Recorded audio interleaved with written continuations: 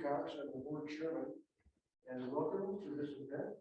We're very pleased to have you for this memorial event. And I have the pleasure of introducing our speaker, Troy Lambert. Troy is sort of a modern polymath. He's a historian, a published author, he's a lecturer, he does web consulting, and we're very delighted that he's on our museum advisory council. But more important for this particular talk, he worked for 5 years up at the Wallace Mining District Museum, and so he has an actually personal experience with that community and the effect that this disaster had on the community. So please, let's have a nice warm welcome for Troy Lambert. Well, please silence your phones, and I recommend everybody gets one of these. Everybody have one to help with the lecture. And I want to remind you also that this wonderful book by Greg Olson about the disaster is on special sale in the gift shop for a discount. So if you want to go deeper, there's a wonderful way to do it. So, Troy, you're on. All right, thank you. Let me begin by sharing. All right. So today we're going to talk about the Sunshine Mine disaster. Thank you for mentioning that book, Steve. That is an excellent, excellent book that kind of almost novelizes the experience at the Sunshine Mine. Greg Olson interviewed several of the people who were survivors, who got out early that day, and families of the people who did not make it out. And so it's a fantastic resource. It's a really excellent book. I'm going to talk to you briefly. I'm going to explain the Sunshine Mine disaster, kind of exactly what happened 50 years ago tomorrow. And then I'm going to actually talk about some of the lessons we learned as a result.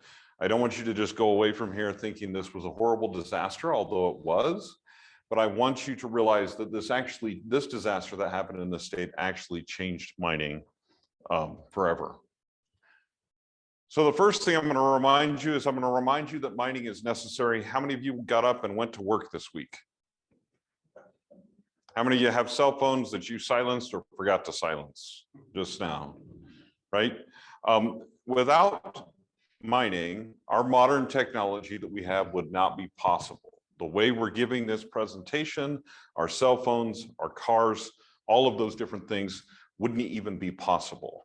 Now, North Idaho is a huge silver mining district and historically has mined more silver, I believe, than anywhere in the United States still. And there continues to be mining up there at the same time that there's Superfund remediation of the old mine sites. It's a very interesting place. The Sunshine Mine has a unique place in the Silver Valley because up there, usually things happened early on. 1880s, there was a gold rush, gold ran out, people found lead and silver in the area. That's what they stayed for. Those mines started up almost right away. This mine was staked by the Blake brothers. They actually staked this area and did a little mining on the side, but mostly they had a garden and sold vegetables down in town. But they sold this at various times through various mining companies. In the 1930s, a mining company came in and sunk the jewel shaft, which we're going to see that. You can see that in the actual map that you have in front of you. They sunk that in 1936. In 1943, they discovered the Chester vein, which is the main vein that we mined out of the Sunshine Mine, where most of the silver in that mine was contained. Anybody else know what else was happening in 1943? War. So miners, we were a little short on miners for some reason. They were otherwise occupied. They were off with the war effort. So this mine really took off in the 50s, 60s, and then in the first part of the 70s, and it continued on until about the mid 1980s. And there's been some, we'll talk about it in a minute, there's been some interest in reopening this mine various points along the way. So that's a little bit of the Sunshine Mine history. Now, why do men go mining anyway? I mean, we know this is a dangerous profession, right?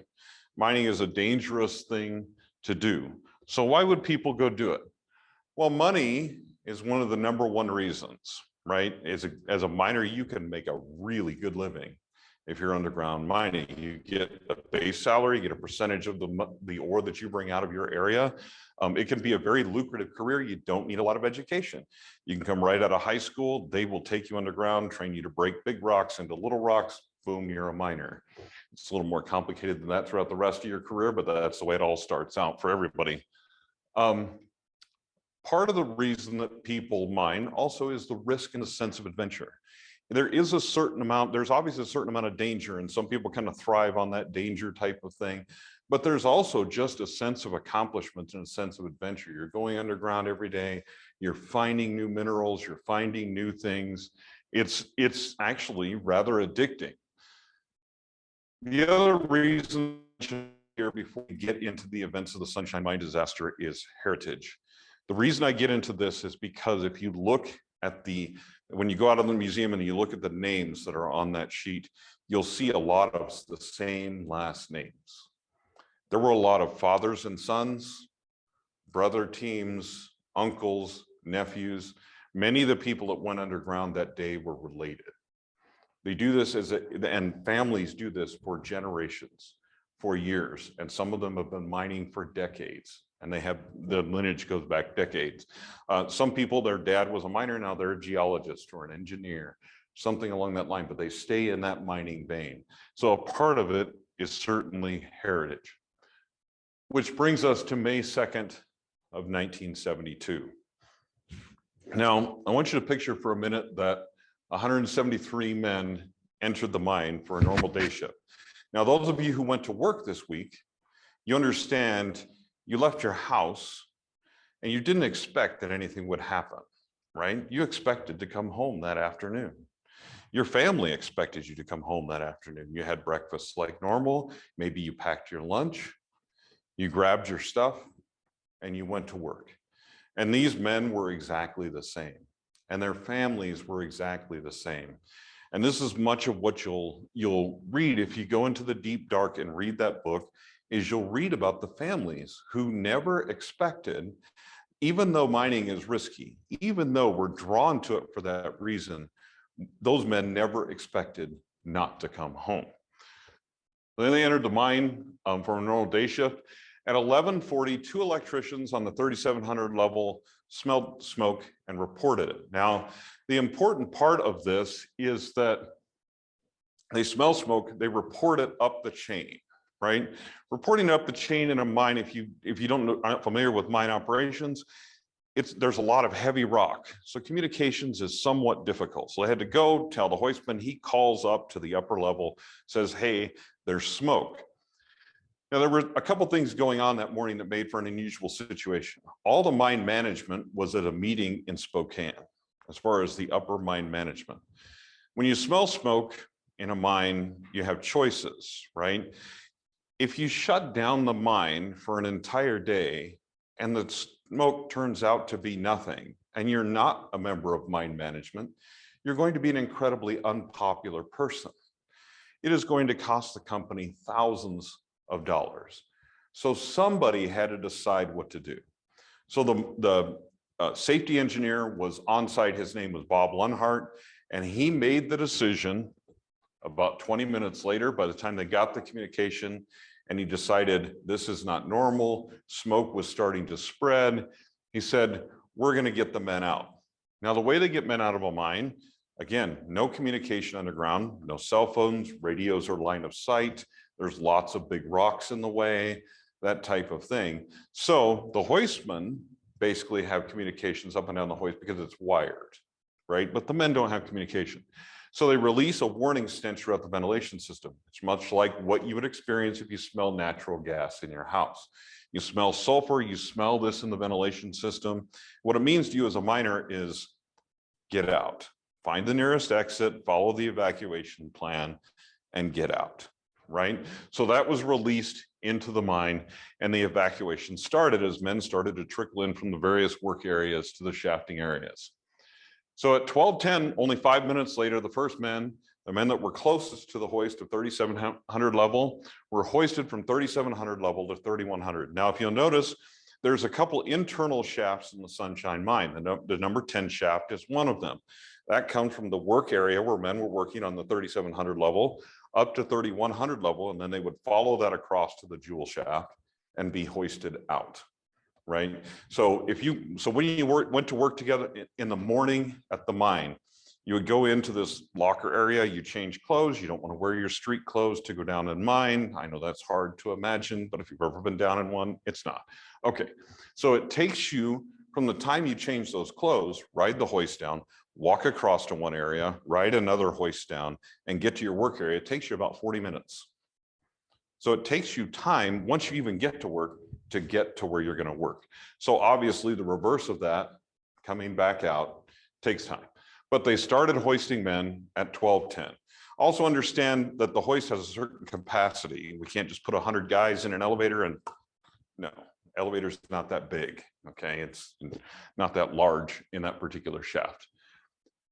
So they did that for about 50 minutes. At 1:02, the hoist operator at the number 10 shaft was overcome by the smoke and fumes, and hoisting in that shaft stopped. That meant everybody that was on 3,700 or below at that point was where they were. There was no hoist running. There was no other way for them to get out, other than we'll talk about a secondary way in a few minutes. At 1:30, the last survivors to be rescued on May 2nd reached the surface.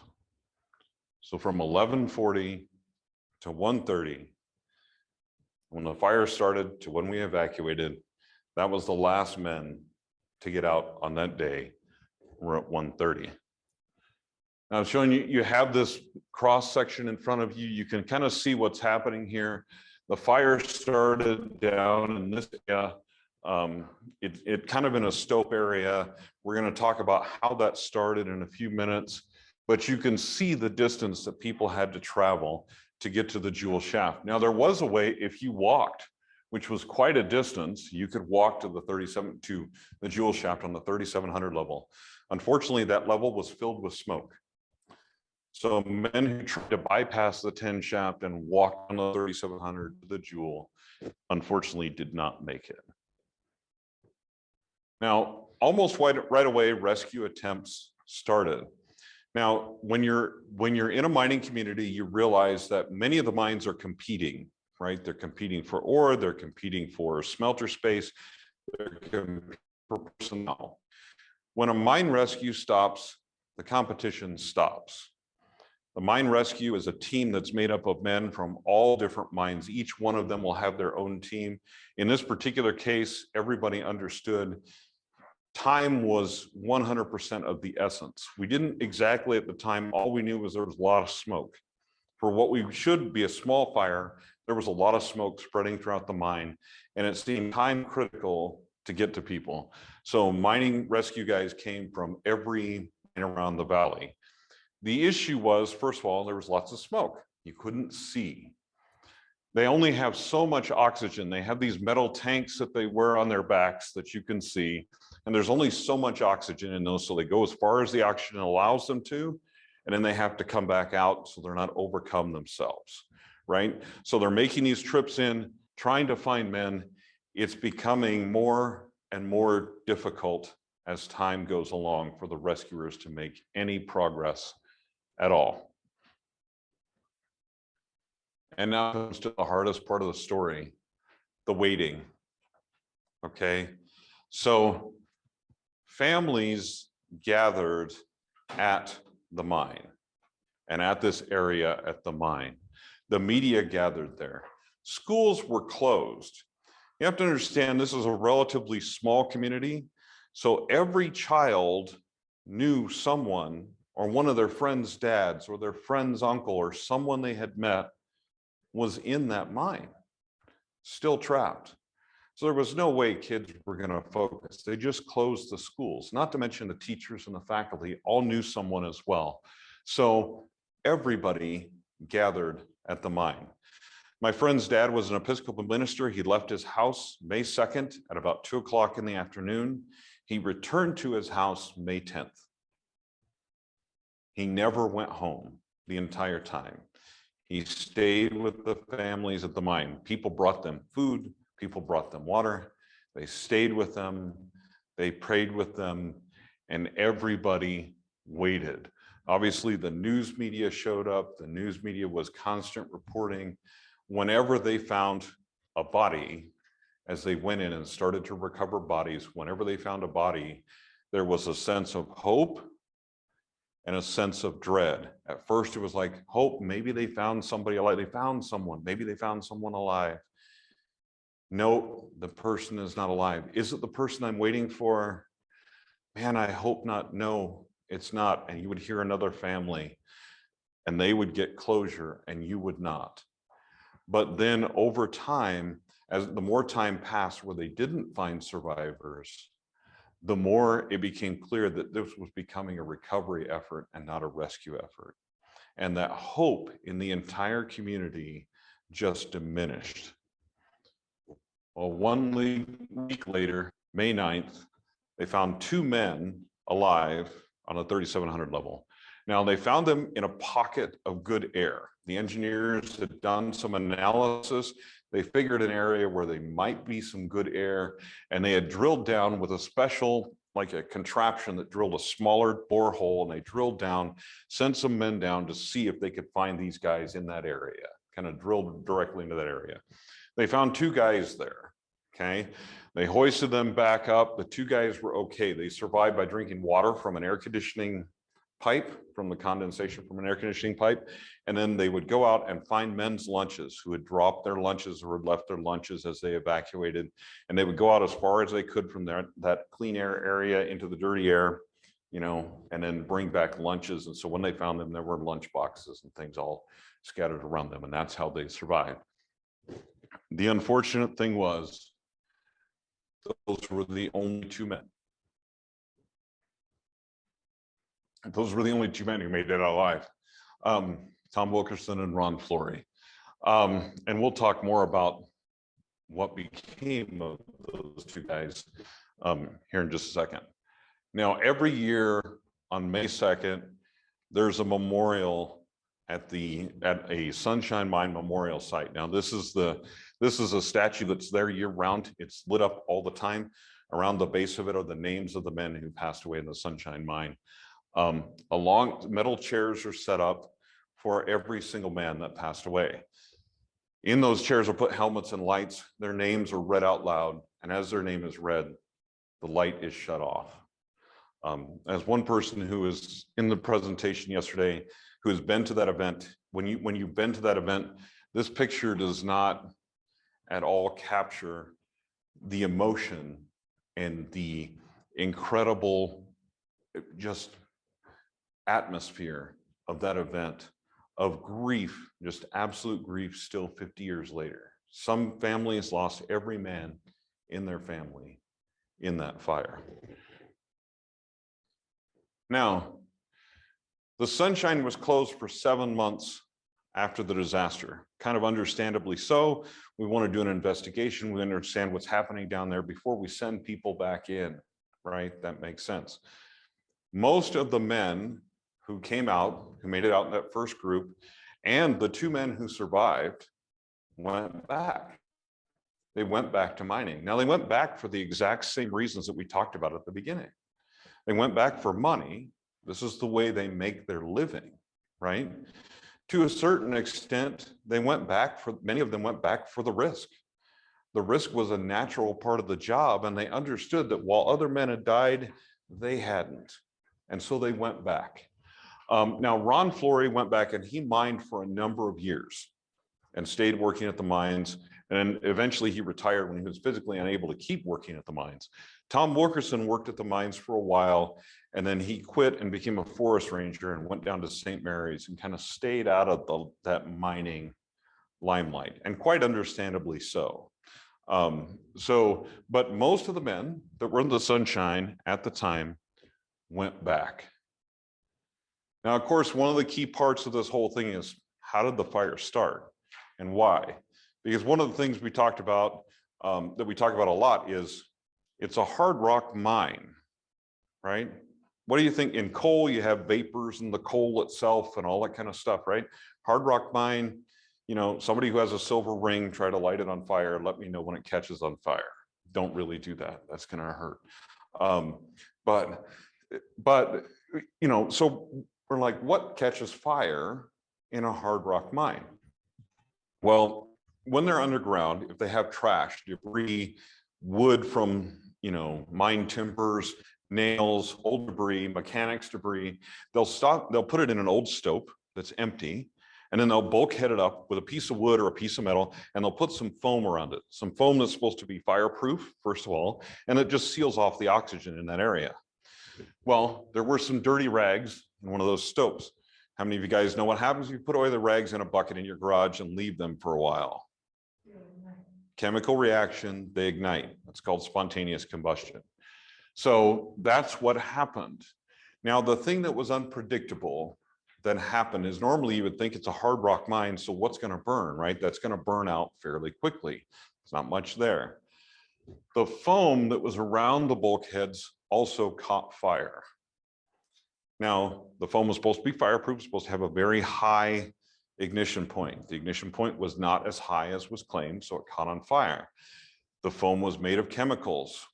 When the foam catches on fire, it releases those chemicals as toxic smoke.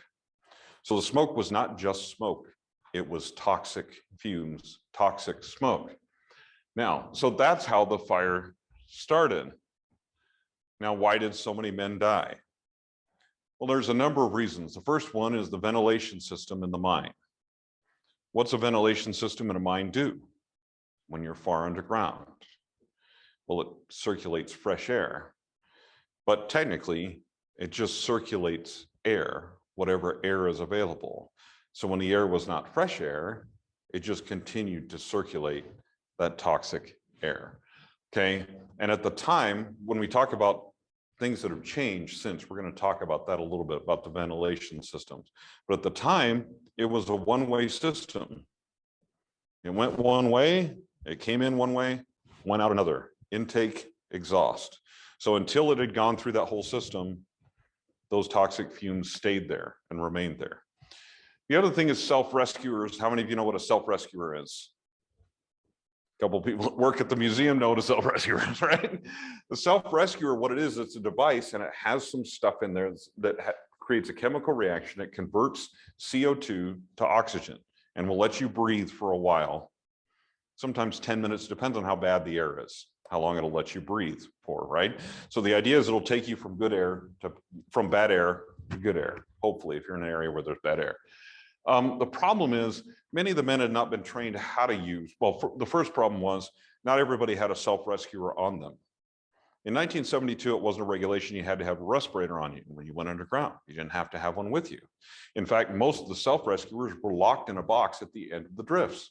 So if you needed one, you needed to go get one, except if between you and the locked box is toxic, you get the idea. That didn't work exceptionally well. So you didn't have one on you, second of all. The other part that was the men that did have them on them, when they put them in their mouths, the way that chemical reaction happens, the self-rescuer gets very, very hot, especially if the air is bad, which it was in this case. So it'll actually blister your gums and the inside of your lips if you put it in there. So if you hold it in there and it lets you survive, you'll come out, but you'll need some dental work, right? Most of the men did not know that. So when they put them in their mouths and decided to use them and they got really hot, they said, well, this isn't working, and threw it away. So the corridors were littered with the few self-rescuers that people had been tossed aside because they weren't working, even though they effectively were. So that was a part of it. Part of it was the ventilation system, and a part of it was the self-rescuer and the simple training. The other part was that there was not a secondary exit per se. Remember when I said the number 10 shaft hoisting stopped in that shaft, and then men had nowhere to go. Now there was an unfinished shaft that was a little further along the 3,700 level.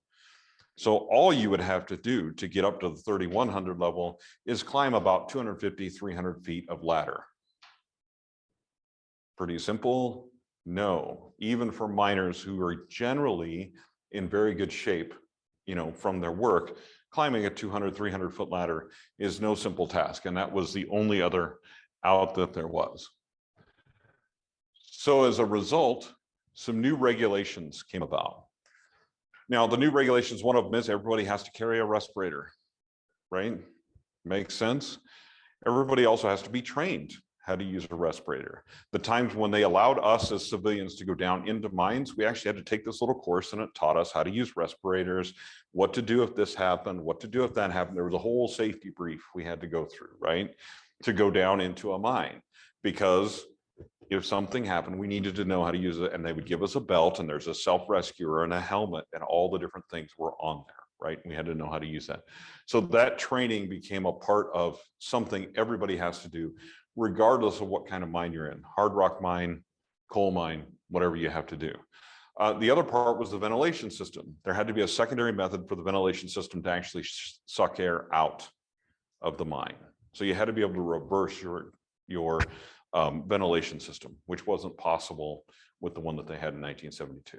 So that sometimes that actually, it's a really important solution that nobody really thought of. They had thought of it with coal mining, with hard rock mining, it's no big deal, right?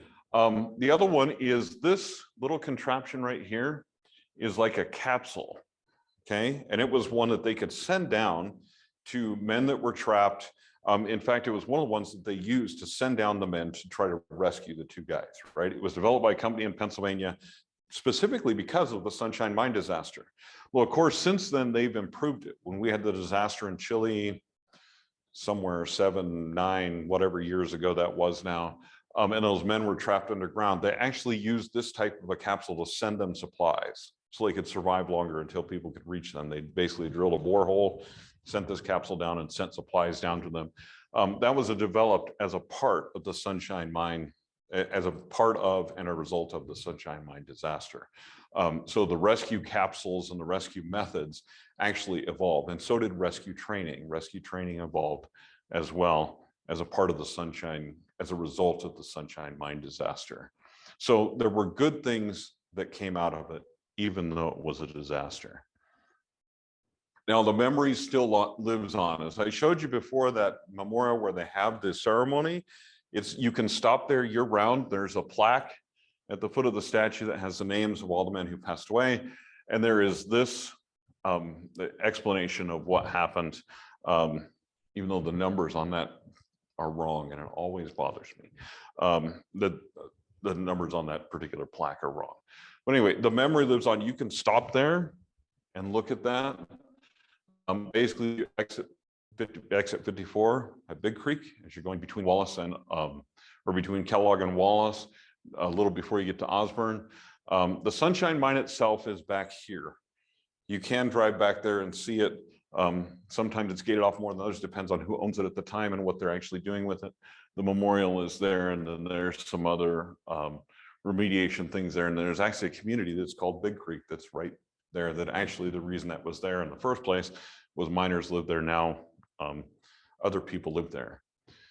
Part of the point of this whole presentation is the fact that mining is still dangerous. There's absolutely nothing we can do to make mining 100% safe. In Lucky Friday, a number of years ago now, there was a rock fall, and there was a father on one side, son on the other. Rock fell in the middle. One survived, the other did not. This happens. Mining is dangerous, and there's nothing we can do to make it 100% safe, but it's also necessary for our modern lifestyle. And the men and women that go down and mine the things that we need every day should be people that we keep in mind all the time, because in their own way, they're heroes. And that's all I have. Any questions? Yes. We had a graver rescue device back there. I think the men were wearing those. What if the number 10 hoistman had a grader right at his station that would have allowed him some time to continue to hoist instead of becoming overcome? That would have been a major improvement. Yes, and they've actually improved. So already they have, if you ever go down in a mine, you'll see that the hoistman is actually in a cage, in a caged-in area or a plexiglassed-in area, and there'll be big signs: don't talk to the hoistman, don't mess with the hoistman. They have frequent breaks where they spell each other, and the reason is the communication is rather we'll just call it primitive because it is, but it has to be. I mean, they're working on developing better communication in mines. That's a long story, but it's still rather primitive, right? And so that hoistman has to be paying attention 100% to what's going on in his headphones and what he's doing. Can't distract him. But now, as a part of that, if it's an internal shaft, they also have survival and rescue equipment right there, like right with the hoistman. At this time in 72, again, one of the biggest issues with the Sunshine was nobody thought there was going to be a fire in a hard rock mine. Like the Sunshine is a really wet mine. It's on like a wet side of the Silver Valley. So when you go down there, there's like stuff dripping on you all the time. Like you'd think that's going to put out a fire. Like all the timbers are super wet, you know, all that kind of stuff. So it's not, you know, nobody worried about it. So the evolving of the regulations was to simply acknowledge the fact stuff can catch fire down there, and if it does, and there's toxic fumes, we have to be able to respond to that to prevent this kind of disaster from happening again. But yeah, that would have helped tremendously. Yeah, it would have. Yes.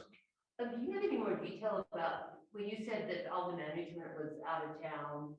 How did the word get out, and who responded? And so the safety engineer was on site. His name was Bob Lunhart, and I actually, when I lived up north, I knew him well. He came into the Wallace Museum all the time, and part of the reason was that guy became a campaigner for mine safety for the rest of his life, and especially regarding that foam that they used around those bulkheads. He wrote reports. He fought with the company. He did all kinds of stuff, but he was the first guy to go, okay, I'm going to take charge and make decisions. And so he just made decisions knowing full well, if he'd made the wrong decision, you know, it could have very well been that, you know, he could have been fired, or people could have, you know, would have, you know, he could have been in real trouble. So he wasn't. So, yeah. so the community responds, or the fire department? Oh, well, yeah, the community, well, first thing they see people coming, and then of course the men that had come up called their families and said, yeah, the men that came up called their families or went home, whichever the case may be. Most of them did not go home. Most of them stayed by the mine, because for some of them, like, partners became separated. Like one partner would run ahead, he'd make it to the hoist, he'd turn around, and his mining partner was gone. Well, mining partners, it's like you become best friends. It's like the person you work next to all day long, only amplified, because you are isolated, underground, dark, all those various different things. So partners became separated. So most of the men actually stayed at the mine. You know, and a lot of those families they have pictured, there were also other families who came and said, okay, we know your family's underground, ours is not, but let us give you food, water, let us be here for support. And, you know, large parts of the community just sat there and waited. There were tents, there were awnings, there was, there's a picture somewhere, and I don't have a copy of it anymore, that shows it more from an overhead view. Somebody climbed up on the mountain, and there were just tents and awnings and stuff all over the entire parking lot of Sunshine, and there were cars parked all the way down that road. And everybody just stayed, nobody moved. So. How many people would that hoist carry in the number 10 shack? That's a really good question. Somebody asked me that yesterday, and I'm not sure. It was probably about between 8 and 10 at that time.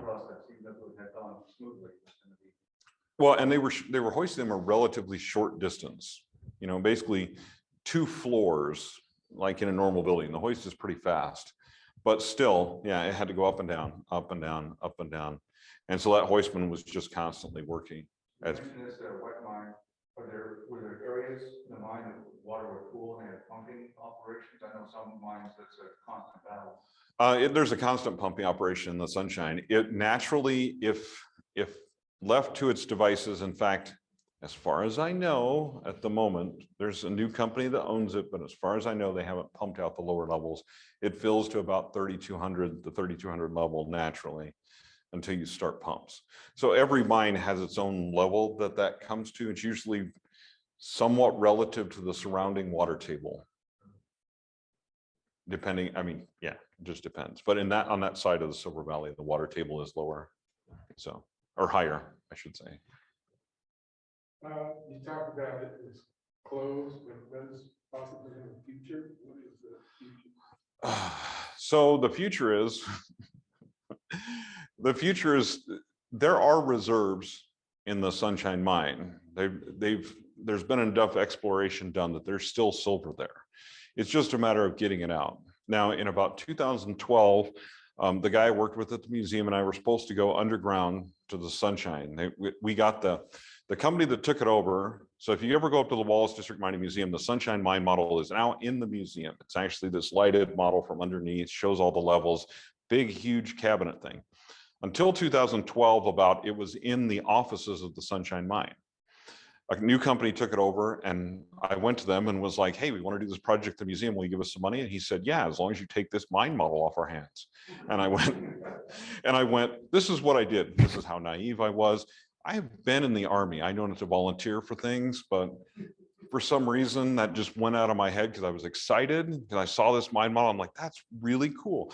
Not realizing that moving one of those. Anyway, that's a long story. But so I said, yes, sure. I will do that. So we moved it into our things. And so they made us, we went through our little MSHA training and we were going to go underground at the Sunshine Mine and go see that area and stuff like that. And the week before we were going to go down there, they had another fire in the same area. What happened? I don't know. People say, how long did this Sunshine Mine fire burn? We don't know exactly. Nobody was watching. It was 1972. It was 1972. We didn't have cameras or anything. The one in 2012 burned for 3-4 days. And so I don't know. I mean, I literally have no idea. So companies keep coming in, doing surveys, seeing there's mineralization there, sometimes buying the mine, but basically what most of them are doing is looking for investors. If they could get enough investors, somebody would go under there. It's the same as Bunker Hill. Bunker Hill mine that's up north there, the same thing happens. About every 5 years, somebody else owns it, comes in, does a survey, says, yes, there's minerals here. We'd love to get them. Investors, the investors go, hoo, nah, and then nothing happens. So we'll see. We'll see. Yes. In the movies, the old Western movies, when you see, they go into some mine somewhere, there's a couple planks sticking around here and there. In the actual mine, there's a lot more wood involved in there than just a few of it. Like an old mine, do they take it all out when they close it? Oh, no, no, it's actually better if that's underwater. It keeps pressure up against the wood and it keeps it from dry rotting. But the mine is actually more or less covered with wood, right? So Well, there's frames. There's frames. So the Sunshine, because of the type of rock, because it's unstable, they use square sets. And square sets is essentially this frame that the pressure of the rock holds the wood, and the wood, the hard wood, holds up the rock. It's kind of in some mines where that's not as much of an issue. They use more rock bolting nowadays. It's a completely different technique.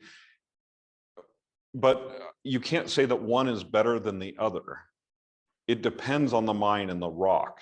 And so like the mining geologist is usually also a big part of the safety aspect of the mine, because they're telling you, if you just put rock bolts in there, that's going to fall on somebody's head. So don't do that. Use square sets, right? So they use a combination of both of those. So it depends on the mine. The Sunshine happens to have a lot of wood timbers in it because it's a lot of it is square setted. That's how they held up the stopes. The other thing is that you can hear the thing give. Oh yeah. Yeah, there were friends of mine that worked in the Sunshine. One of them told me, he said the mine would talk to me. He goes, I could hear the rocks crackling like Rice Krispies, snap, pop. He goes, and if that was happening, I wouldn't go in an area. He goes, one time that was happening, my partner and I were sitting up on the level above the stope we were supposed to be working. Our boss came by, said, get in there and get to work. And he said, nope. And the boss was like, well, then go home. And he went, all right. Started walking down the drift. Wham. And they heard it. They heard the whole thing fall.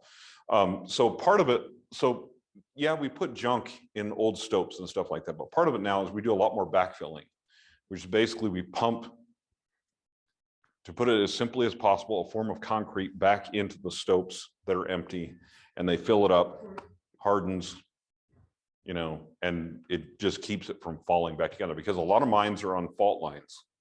right? And so what happens when you take the rock out of the middle of a fault line, It's gonna move. the earth wants to come back together naturally. It says, oh, now there's space there. Whack. You know, and if you're a person in the middle of that, whack. Anyway, you get the idea that it's not terribly good. Yes. Were those mines electrified with lights and stuff, or were they just all regular? Main drifts are electrified, but once you get to the working stope areas, no, because you're constantly blowing stuff up there to break up the rock. So you would just destroy the, so kind of where it's an established throughway, travel drift, sure, you know, where they're not actually mining anymore. But once you get to the area where you're actually mining, no, it's not electrified. They had better lighting, but don't guide the people out. No, the smoke was incredibly thick and black. So on top of it being toxic, kind of like, well, like, I mean, if you burn styrofoam, I mean, I've never done that as a teenager, but I'm sure somebody in this room has. But how it gives you that really thick black smoke, that's essentially, that was what was filling the mine. So lighting probably would not have helped, because even if they got to the lit area of the 3700 and tried to make their way across, the smoke was too much. It was toxic, too toxic. It's just too much. Yeah, I mean, and too thick for them to really see rescuers as well when they went down underneath. And much of the power was shut off at various different areas by that point too, because they weren't sure. I mean, like, what caused the fire? Was it electrical? Well, maybe we should shut those lights off. I don't know. So they were trying to do anything they could to mitigate something further happening as a result, until they really figured it out. And it took, I mean, literally it took months to figure it out. I always tell, in every one of these presentations, I tell you, if you want to read the story of the Sunshine Mine disaster, get the Deep Dark and read that book. It's a great story. If you have trouble sleeping, get the MSHA report. Yeah. That was, I mean, the government report. But the government report, when you read through the whole thing, it basically comes up with inconclusive. So people will ask, like, okay, who was responsible? And like, responsible for which part? Right? For which part of the disaster? Because the fire starting, well, somebody probably shouldn't have thrown a bunch of dirty rags in there. The foam catching on fire, well, it shouldn't have ignited, but there also shouldn't have been a fire. The ventilation system, you know, the self-rescuers, men should have been better trained in every single mine in America, since no hard rock miners were trained in how to use self-rescuers. Some of these guys have been mining for decades, didn't know how to use them and didn't have them on them. So like, who's responsible for what part of it? Well, nobody. It's an accident. It just literally is one of those that just thing after action, domino after domino, accidents. An accident happened, and there's several steps along the way. Well, maybe something could have been different, but the truth is it wasn't. So, you know, there's no real blame per se to be laid at anyone's feet. Because you see, when you go down, it's not exactly silent, and you don't want it silent. You want to be able to hear what's going on. Oh yeah, no, there's, yeah, there's all kinds of things. MSHA makes a living because miners like to do shortcuts because they like to make more money. Well, because we don't hear this, we have to hear it. There's also scared of some of the miners because these wood talking. Mhm. Something's not right. Well, some people can't do it. Like, one of the reasons, one of the first things they'll do when you go underground is they put you on a grizzly, and basically these big rocks drop onto a grate. You take a hammer and you break them into little rocks, right? It's not because that's such, I mean, it's a necessary function, you know, but it's not because that's so necessary.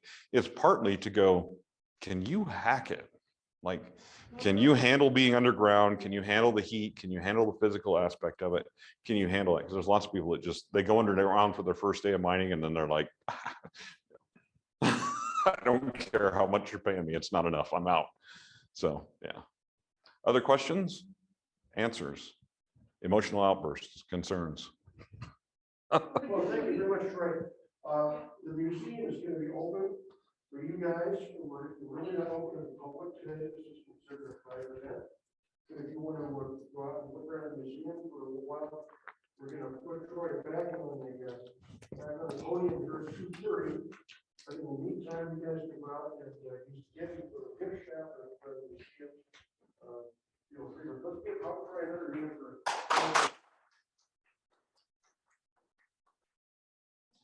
Those two things, number one, it was good to the climate by being underground. Secondly, is that your punishment for not being good? Well, yeah, that's true too. You're gonna do that, you're gonna wake it up and clean it up.